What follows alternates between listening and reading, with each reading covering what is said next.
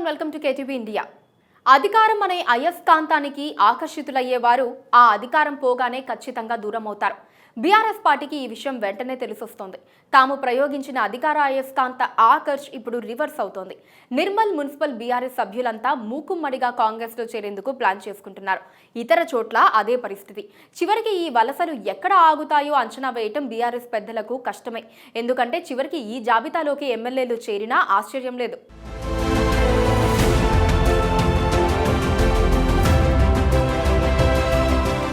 భారత రాష్ట్ర సమితి పార్టీలో అన్ని స్థాయిల్లో నేతలు ఫిరాయింపుల ద్వారా వచ్చిన వారే. ముఖ్యంగా తిరుగులేని అధికారం ఉంటుందని ఎంతో కొంత వెనకేసుకోవచ్చని ఆ పార్టీలో చేరిన వారే. ఇప్పుడు అధికారం పోవటంతో వారంతా పార్టీని నమ్ముకొని ఉండటం కూడా కష్టంగా మారింది. బీఆర్ఎస్ నుంచి భారీ ఎత్తున వలసలు ఉండబోతున్నాయని ఇప్పటికే సిగ్నల్స్ వచ్చాయి. గ్రామ స్థాయి నుంచి ఎమ్మెల్యేల వరకు ఈ వలసలుండే అవకాశం కనిపిస్తోంది. అధికారం కోల్పోయి ప్రతిపక్ష పాత్రలోకి మారిన బీఆర్ఎస్ కు క్యాడర్ను కాపాడుకోవటం అసలైన సవాల్గా మారుతోంది. ఇప్పటికే మున్సిపాలిటీల్లో వలసల ప్రభావం కనిపిస్తోంది. పదవీ కాలం ఏడాది కూడా లేకపోయినా కాంగ్రెస్ లో చేరి ఆ పదవుల్ని కాపాడుకోవటమో లేదా కొత్తగా పొందటమో చేయాలన్న ఆలోచన చేస్తున్నారు. అధికార బీఆర్ఎస్ కౌన్సిలర్లు కాంగ్రెస్ తిడ్డం పుచ్చుకుంటూ గులాబీ చైర్మన్లపై అవిశ్వాస తీర్మానాలు సంధిస్తున్నారు. కౌన్సిలర్ల బలాబలాల సమీకరణలో తేడాలు రావడంతో అవిశ్వాస ప్రక్రియ పెరిగిపోతోంది. దీనికి కారణం ప్రభుత్వం మారడమేనని ప్రత్యేకంగా చెప్పాల్సిన పని లేదు. తెలంగాణ ఏర్పాటు తర్వాత కేసీఆర్ రాజకీయ పునరేకీకరణ పేరుతో అన్ని పార్టీల నేతల్ని పార్టీలో చేర్చుకున్నారు. వారు పార్టీకి అవసరమా కాదా అన్నది చూసుకోలేదు. ఇతర పార్టీలకు నేతలు ఉండకూడదన్న లక్ష్యంతో రాజకీయం చేశారు. అధికార పార్టీ కావటం, సమీప భవిష్యత్తులో తెలంగాణలో మరో పార్టీ గెలవదని గట్టిగా నమ్మటంతో దీంతో గ్రామ స్థాయి నుంచి ఎమ్మెల్యేల వరకు కారు ఓవర్లోడ్ అయిపోయింది. కానీ ఇప్పుడు అది రివర్స్ అయిపోయింది. బీఆర్ఎస్ లో చేరిన లీడర్లలో అత్యధిక మంది కాంగ్రెస్ క్యాడరే. వీరెవరూ స్వచ్ఛందంగా బీఆర్ఎస్ లో చేరలేదు. బీఆర్ఎస్ నేతల ఆఫర్ల వల్లే చేరారు. అధికార పార్టీలో ఉంటే పదవులు వస్తాయన్న ఉద్దేశంతో చేరారు. ఇప్పుడు కాంగ్రెస్ అధికారంలోకి వచ్చింది. స్థానిక సంస్థల ఎన్నికలు కూడా వచ్చేస్తున్నాయి. జనవరి నుంచే వరుసగా గ్రామ పంచాయతీ, మండల పరిషత్, జిల్లా పరిషత్ ఎన్నికలు, తదుపరి సహకార ఎన్నికలు, పార్లమెంటు ఎన్నికలు రానున్నాయి. బీఆర్ఎస్ ప్రభుత్వం అధికారంలో ఉన్న 10 ఏళ్ల కాలంలో 2 సార్లు పంచాయతీ ఎన్నికలు నిర్వహించారు. ఆ సందర్భంగా గ్రామ పంచాయతీ, వార్డు మెంబర్ స్థాయి నుంచి సర్పంచులు, ఎంపీటీసీలు, జెడ్పీటీసీలు, జెడ్పీ చైర్మన్లను, మాజీ ప్రజా ప్రతినిధులను పెద్ద సంఖ్యలో బీఆర్ఎస్ లోకి చేర్చుకున్నారు. గ్రామాల్లో పనులు కావాలంటే ప్రభుత్వ పార్టీలో చేరాలన్న సాకుతో స్థానిక సంస్థల ప్రజా ప్రతినిధులు బీఆర్ఎస్ లోకి అప్పట్లో వలసల పర్వం సాగించారు. ఇప్పుడు కాంగ్రెస్ అధికారంలోకి వచ్చినందున అదే వలసల విధానం బీఆర్ఎస్ నుంచి కాంగ్రెస్ లోకి తిరిగి పెద్ద సంఖ్యలో వలసలకు తెరలేచే అవకాశాలు ఉన్నాయి. అధికార పార్టీలోకి సాగే వలసలకు అడ్డుకట్ట వేయటం బీఆర్ఎస్ కు అంత సులభం కాదు.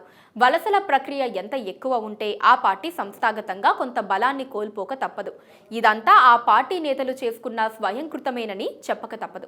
ఈనాటి రాజకీయంలో డబ్బుదే ప్రాధాన్యత. అధికార పార్టీలో ఉంటేనే చిన్న చిన్న కాంట్రాక్టులు, బిల్లులు వస్తాయి. కాంగ్రెస్ పార్టీకి ఇది అడ్వాంటేజ్ కానుంది.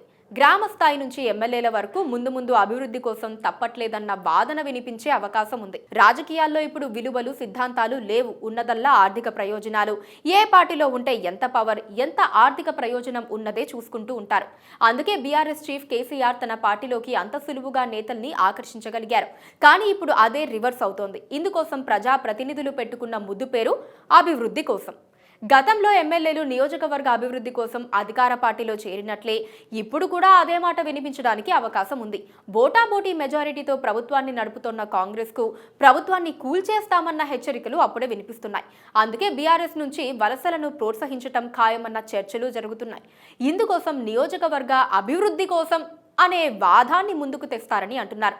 దీంతో ఎమ్మెల్యేల స్థాయిలోనూ అధికార బీఆర్ఎస్ కు ఫిరాయింపుల ముప్పు పొంచి ఉందని చెబుతున్నారు.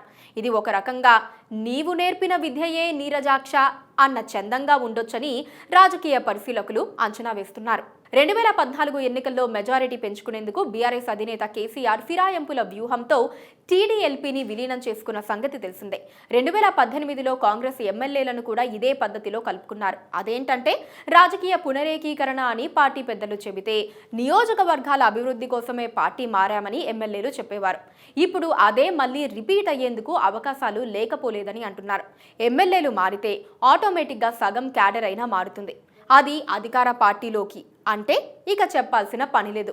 ఎలా చూసినా బీఆర్ఎస్ పార్టీ ఇప్పుడు వలసల ముప్పును చాలా ఎక్కువగానే ఎదుర్కొంటోంది. ఆపటం కూడా కష్టమే. పార్లమెంటు ఎన్నికలకు ముందే ఈ ప్రభావం ఎక్కువ కనిపిస్తుందని అంచనా వేస్తున్నారు.